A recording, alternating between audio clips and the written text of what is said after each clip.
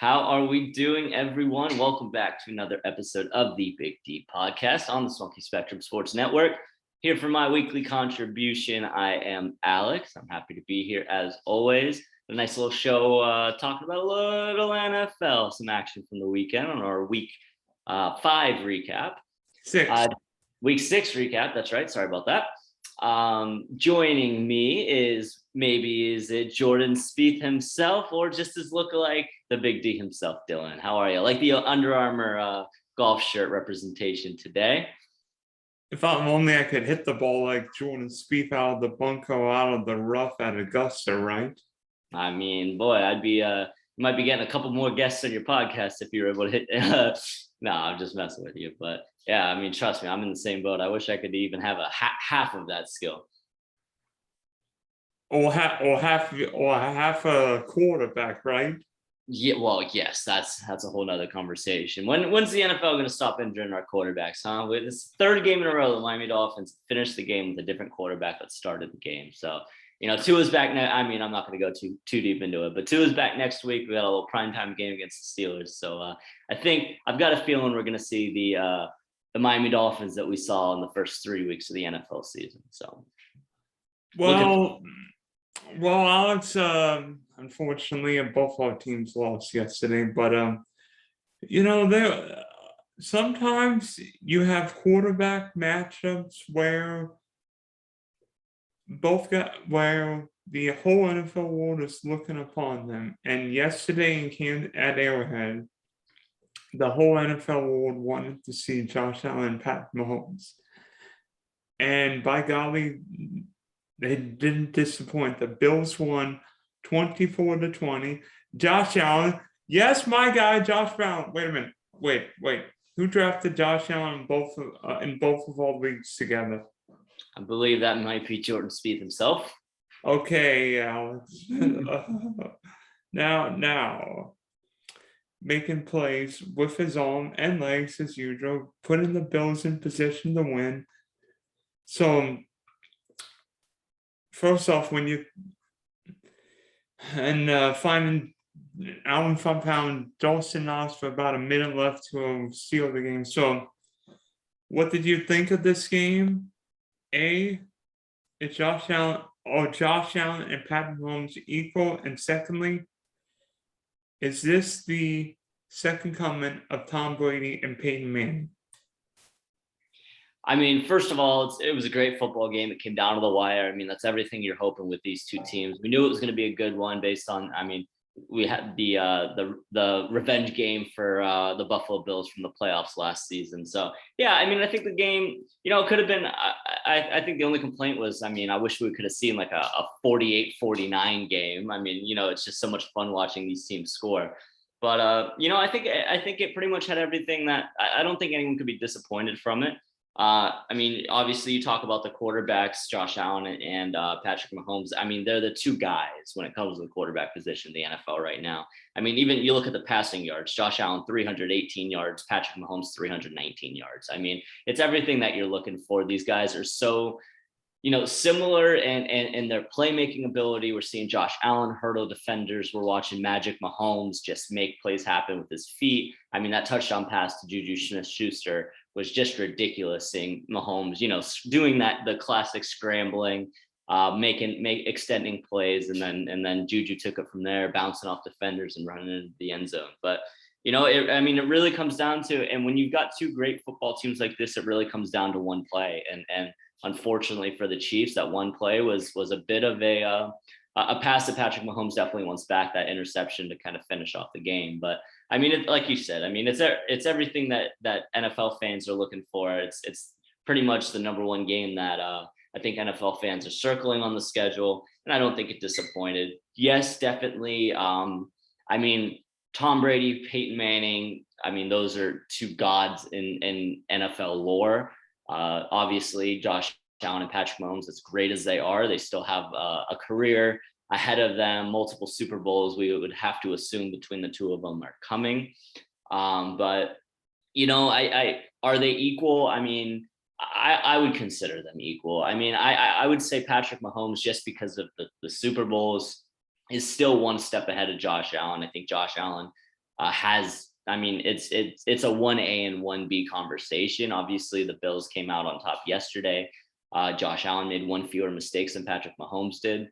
But it's really, like I said, a 1A and 1B. I give the nod to Patrick Mahomes just because of the Super Bowls, being able to get it done in crunch time in the playoffs. But other than that, I mean, these guys are so similar with their playmaking ability, their throwing, just their pure quarterback skills itself. They're two fun guys to watch. And unlike some of these other guys, I think they're two guys to root for. I mean, we all know what Josh Allen does. Bills Mafia is great with like raising money for charity, and Patrick Mahomes doing everything. I mean, these are two guys you love not just to watch or root for. Let's see what these guys can do, because you never know what to expect. It might be a left-hand pass. Josh Allen might hurdle somebody like he's Sidney McLaughlin running the 400-meter hurdles at the Olympics, or what. I think these are the two best quarterbacks in the game. And I know you'd rather take Mahomes. I'd rather take Allen because I think he offers more running. I think Allen's a little bigger. I think he's got a big arm in it, especially if Buffalo gets a home AFC Championship game. And by the way, the fact that these two guys are in the same conference may be the only bad thing about this game, that we're going to see it every year. Yeah. Because you imagine if Mahomes and Allen win each conference, we could get this every February instead of every October. Right. And, I mean, first off, shout out to Devin Singletary for actually saying, hey, I'm not, Josh Allen's not the only guy who can run the ball on this team. I mean, finally, Josh Allen wasn't the leading rusher for the Buffalo Bills last night. He actually had a modest day, 12 carries for 32 yards. But, it's honestly, I mean, if Josh Allen was in any other division in the NFL, it would be a lot easier for me to root for him. Honestly, I would probably love the guy if he was in any other division in the NFL. It's just, being in that AFC East, it's almost impossible for me to root for him. But he does have that personality. He does have that persona that, like I said, I mean, if he was in the NFC or even in the NFC North or anything like that, I would definitely, I would be a fan for sure. But, just because of the AFC East rivalry, I can't quite say that myself. But would you rather have Josh Allen win the division or Bill Belichick win the division? I mean, I'd rather have Tua Tagovailoa and Mike McDaniel win the division. So, I mean, really, it's anything else other than that is a moot point.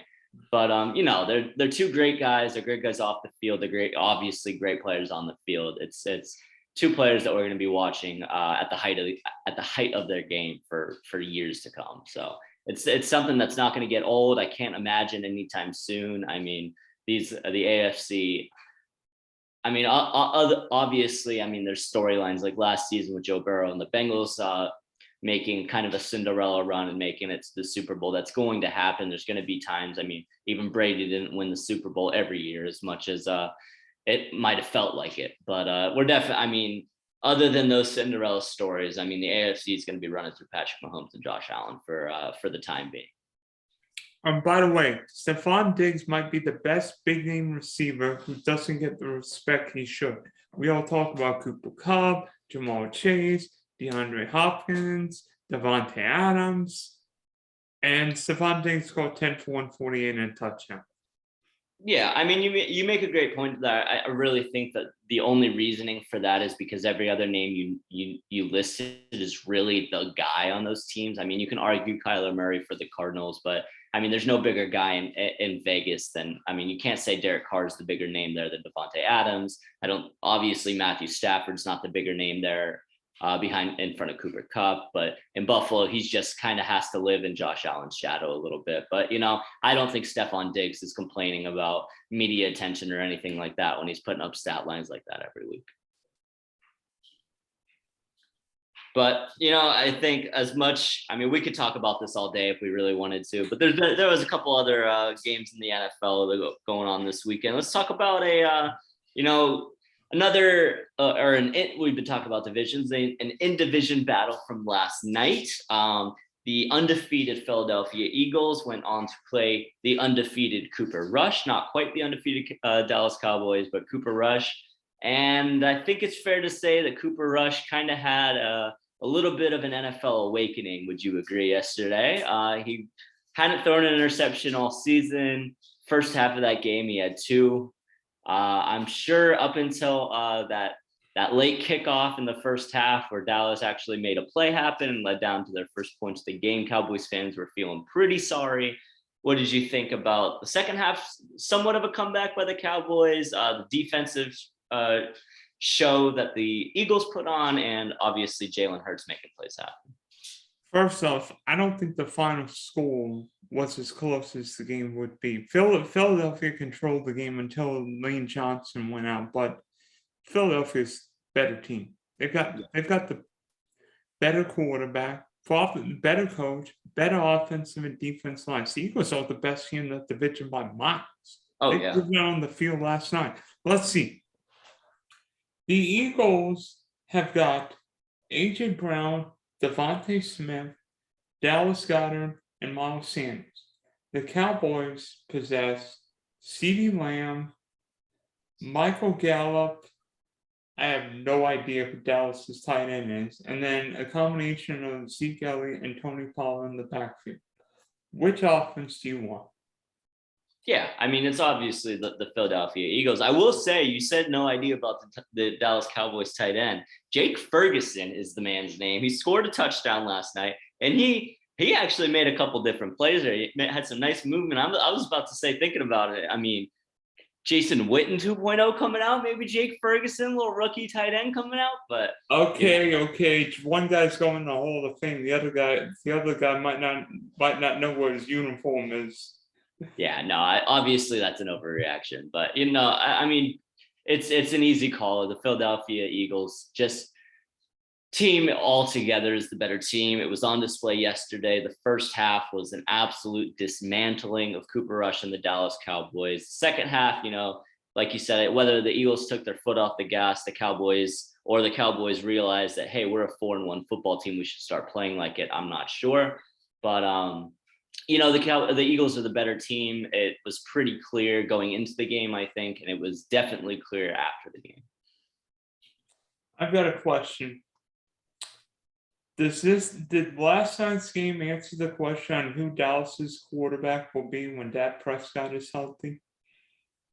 I don't think it was really a question in the first place. I think Jerry Jones and the Dallas Cowboys coaching staff were always going to bring Dak Prescott back when he was healthy. Obviously, when your starting quarterback goes down, you have to have faith in your backup. The Cowboys did have faith, and it paid off for him. I mean, Cooper Rush has done a fantastic job standing in for Dak Prescott. Obviously, he was undefeated before last night, but you don't pay Dak Prescott that much money, starting quarterback money, to keep him on the bench when your backup quarterback has a couple good games. Obviously Cooper Rush didn't have the greatest game last night, threw a couple interceptions, never really gave the Cowboys a chance in that game. But I don't knock Cooper Rush. I mean, I think Cooper Rush has done a fantastic job standing in. I think, unfortunately, he's the number 2 guy in Dallas. And until Dak Prescott leaves Dallas, which I don't see happening anytime soon, he's unfortunately just not the starting quarterback for the Dallas Cowboys unless something happens to Dak. So I think like I said earlier, when your starting quarterback goes down, you have to put your faith in the backup, and you just hope that they can do as good of a job. And fortunately for the Cowboys, much like what's going on in New England right now with Bailey Zappi, he did a fantastic job standing in. He kept them in games, helped them win games. But when Dak Prescott's ready to go, he's going to be the guy going under center for the Dallas Cowboys. Dak Prescott will be the starter in Dallas. It might even be next week against the Lions. But Cooper Rush is a capable backup. But when you get 4 or 5 weeks of film, guess what? A competent defense is going to figure him out. Yeah,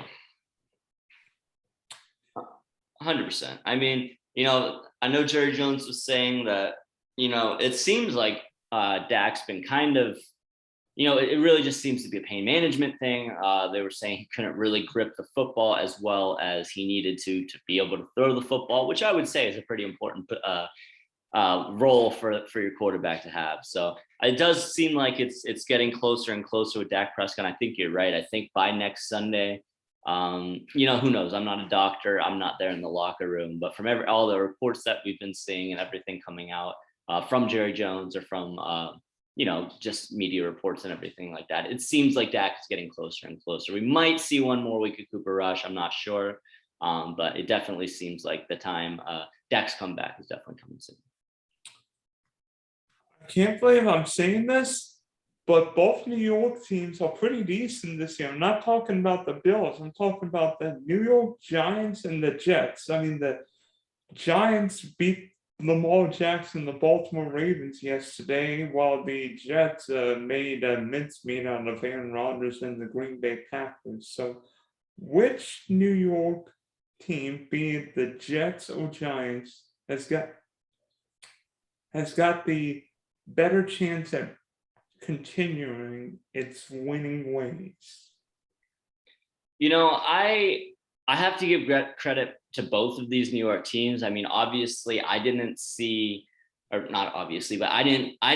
coming from the New York Jets. I really thought the Jets were going to be one of the bottom dweller teams. I think a lot of teams felt the same way, but the Jets are playing great football. I mean, their defense is absolutely dominating. Ahmad Sauce Gardner looks like a superstar in the making on that defensive side of the ball. Zach Wilson / Joe Flacco have been making it happen for the offense.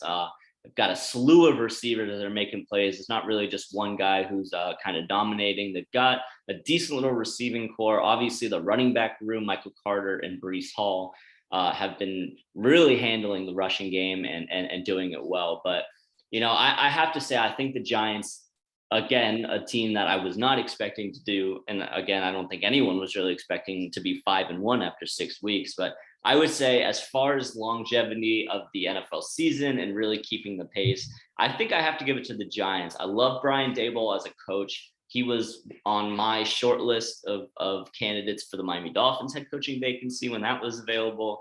And I think the Giants made a fantastic hire with them. Saquon Barkley is back to the level that we had been used to seeing of him and that we had missed seeing of him of late.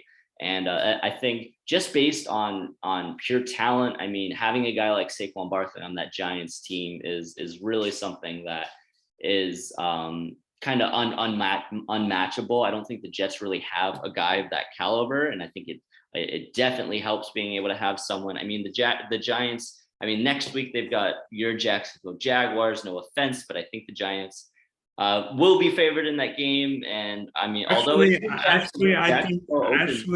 think the Jags are favored in that game. I was just about to say I see that Jaguars are favored as 3.5, which is really, I mean, since it's in Jacksonville, that's an even line with the Jaguars getting the 3 points for being home. But I mean, they follow it up with a trip to the Seahawks, the Texans, the Lions, then the Cowboys, Commanders. I mean, they've got a pretty good stretch coming up.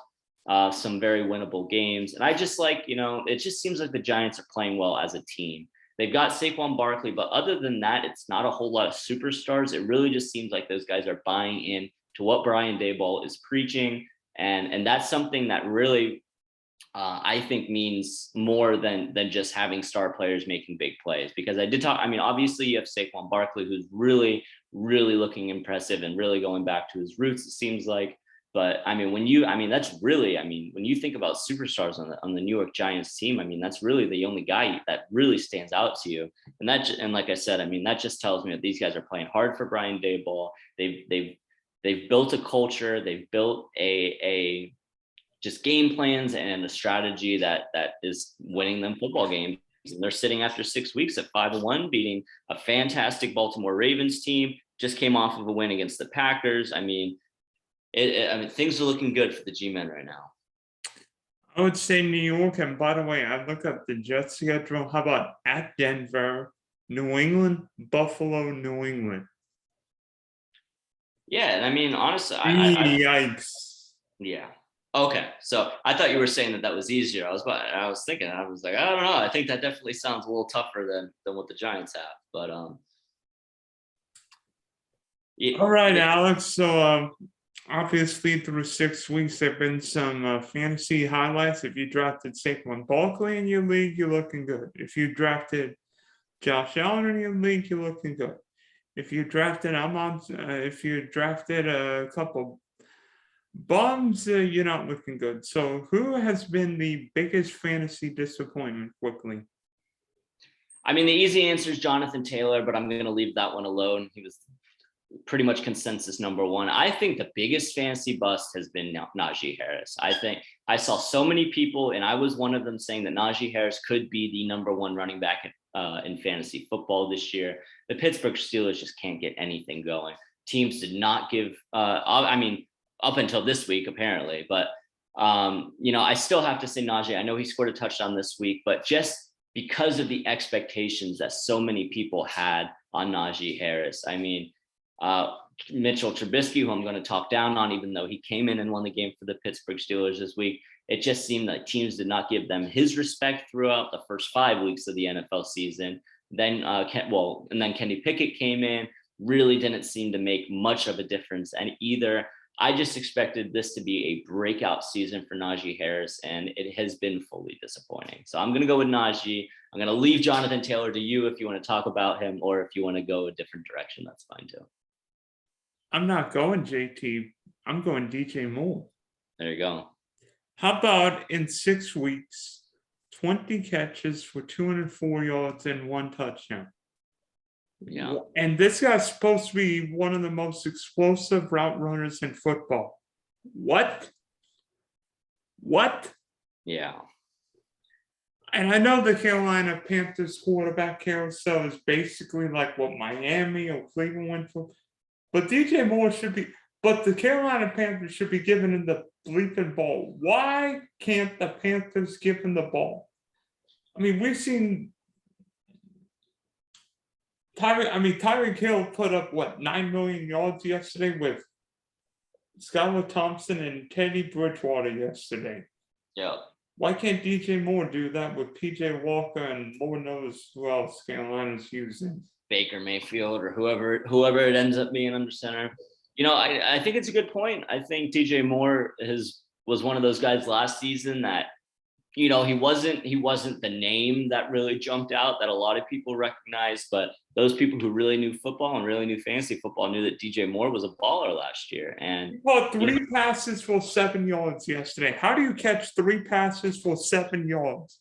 I don't know. I mean, Robbie Anderson got ejected by his own coach yesterday, and DJ Moore still couldn't get the ball. Now Robbie Anderson's been traded to the Arizona Cardinals. I mean, all of the opportunities and all of the situations seem like DJ Moore should be able to make these plays happen. I mean, I know you've got Christian McCaffrey, who the Panthers are looking to ship out as well, but it's just, I mean. And that's what blows my mind the most about it, is that obviously they just shipped out Robbie Anderson. They're looking to trade Christian McCaffrey. The one guy that you don't hear going around in trade conversations is DJ Moore. You think that he's the number one wide receiver on the team. If Christian McCaffrey goes, he's going to be the best offensive weapon on the team, and they still don't want to use him. I mean, it's very similar to the Kyle Pitts situation in Atlanta, where he's the best player on the team. I mean, every football fan, every fantasy football player can see it. Everyone can say it. But for whatever reason, those offensive coordinators, I mean, I don't know if they're looking at different football players than we are, but it's mind-boggling to say the least.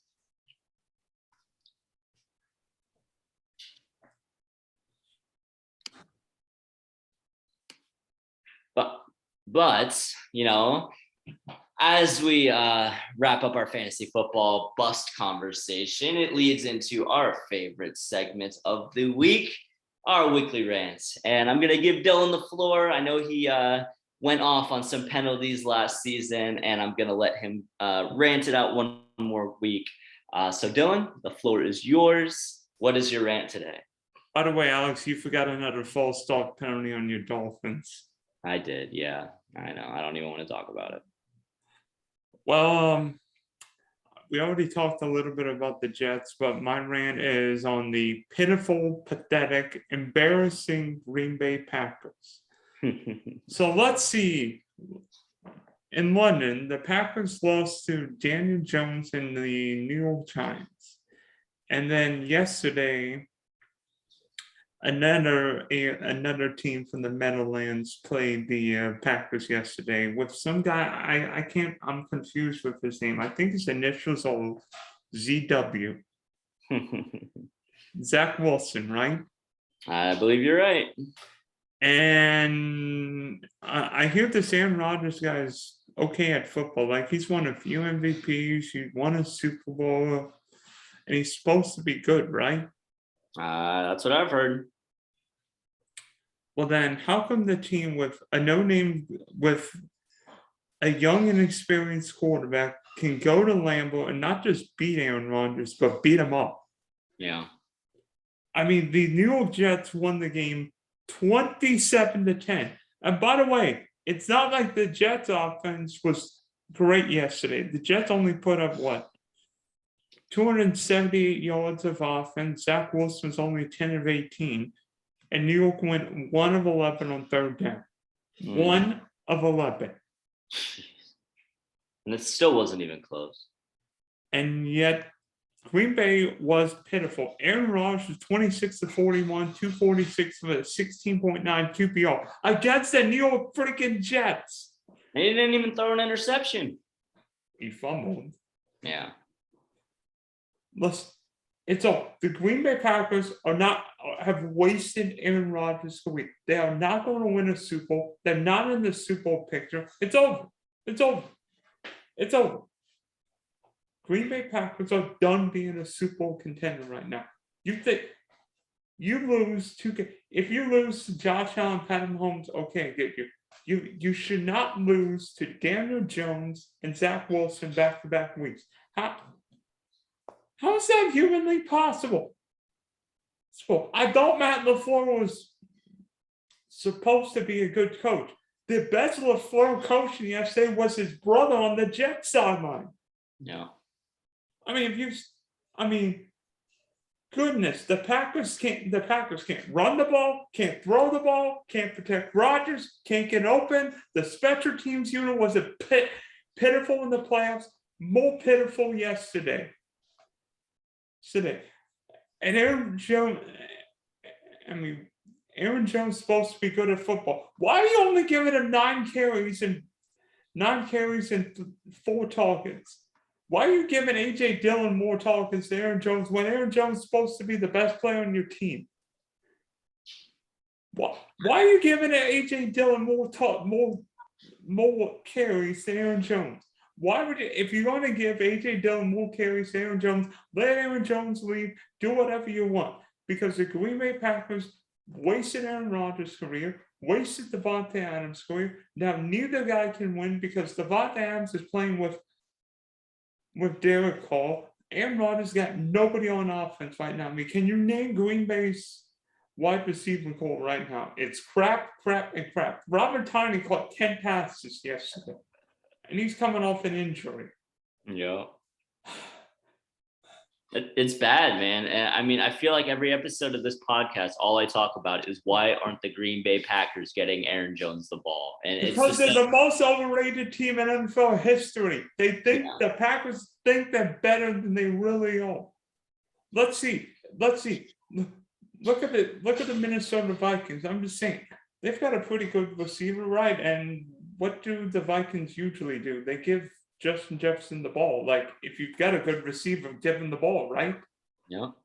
I mean, the Bills gave Stephon Diggs the ball 10 times yesterday. The Chiefs gave Travis Kelce the ball. The Rams gave Cooper Kupp the ball. The Eagles gave A.J. Brown the ball. Why the heck can't the Packers give Aaron Jones the ball? It doesn't make any sense. I mean, the New York Jets yesterday, Michael Carter, who's obviously, Michael Carter and Breece Hall are really 1A and 1B kind of on that Jets team. I think Breece Hall's kind of taking control, but even Michael Carter had 6 carries for 41 yards. A.J. Dillon had 10 carries for 41 yards. It took him almost double the amount of carries just to get the same yardage that Michael Carter got. And then you look at Breece Hall, who the New York Jets know that their rookie running back, Breece Hall, is a superstar in the making. 20 and he might be better than either one of Green Bay's backs right now. Have you seen Breece Hall the last 2 weeks? Oh, Lord. I mean, they gave him the ball 20 times. Man racked up 116 yards and a touchdown, long of 34 yards. I mean, A.J. Dillon, again, 10 carries, 41 yards. As you said, Aaron Jones. And as I've been saying every week on this podcast for the last 3 weeks, Aaron Jones, 9 carries, 19 yards. You mentioned it already. 4 targets, 3 receptions for Aaron Jones, 25 yards. It's just, you trade Devontae Adams, you have to have a plan. You have a pass-catching running back that has been a superstar in the league for the last couple of years. You have to assume that Aaron Jones is going to be the guy to get those vacated targets, and they are just, or carries or whatever. You have to use someone on that offense. Robert Tonyan is not going to be the guy that the Green Bay Packers, that are going to take the Green Bay Packers anywhere. They're not going to win a division. They're not going to make a wild card. They're not going to make a playoff run. I mean, they're going to, and the unfortunate thing for the Green Bay Packers is if you're going to play this bad, just lose. But now they're sitting at 3-3. They're probably going to go and win half their games and have a mid-round draft pick. I mean, it's the Packers. I mean, you either have to use your players to their abilities and capabilities and start winning some football games, or just tank, because the worst thing you can do in the NFL is go 8-8, miss the playoffs, and have a 15, 16 overall draft pick. I mean, it's failure. It's failure. Aaron Rodgers, I mean, he was considering retiring before this season. I don't know if there's a chance he comes back to play and plays NFL football next year, because why would he want to?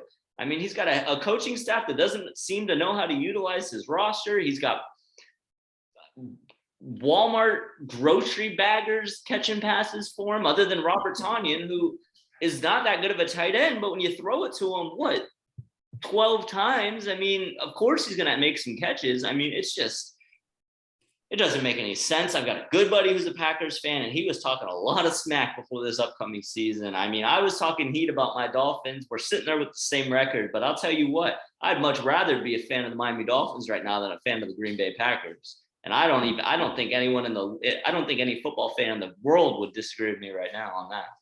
I'd rather have Tyreek Hill, Jalen Warren, than Green Bay's crappy wide receiver core. I mean, that's what I'm saying. I'd rather. I mean, honestly, at the time being, I think I'd rather have this carousel of quarterbacks than Aaron Rodgers, because he doesn't. I mean, 26 of 41. He gets sacked 4 times, only throws for 246 yards, 1 touchdown against the Jets. Like, I know the Jets have some playmakers on defense, and they've been really stepping up lately. But Sauce Gardner Sauce Gardner looked better with the cheese head than all the Packer fans did yesterday. Exactly. If you told Packers fans, and Packers fans are cocky, man. I mean, when you go decades with Brett Favre and Aaron Rodgers as your quarterback, you can get a little cocky. And I'll tell you what, if you told Packers fans, at least the ones I know, if you told Packers fans that they were going to lose the Jets 27-10 this season, a week after losing to the Giants 27-22, they would tell you you're crazy. So, I mean, it's a sad time for Packers fans. It's a good, happy time for fans of New York teams, but man, it's not looking good. I don't even know if the Packers go and beat the Commanders next week. I mean, the Packers go in that game as 5-point favorites. I think I'm hammering the Redskins spread. Redskins. I said Redskins. I'm sorry about that, but the Commanders. I keep saying Indians, so you're in the same boat. Yeah. All right. Well, things got cheesy at the end of this episode, so thanks for hopping on, Alex. Hopefully your Dolphins are back and better than ever Sunday night against Mr. Trubisky or Kenny Pickett against the Steelers. Be prepared for a road game in Miami. Yeah. Yeah, thanks for having me, Dylan. It's been a pleasure as always. Really good content today. A big fan of today's episode. And, as always, fins up.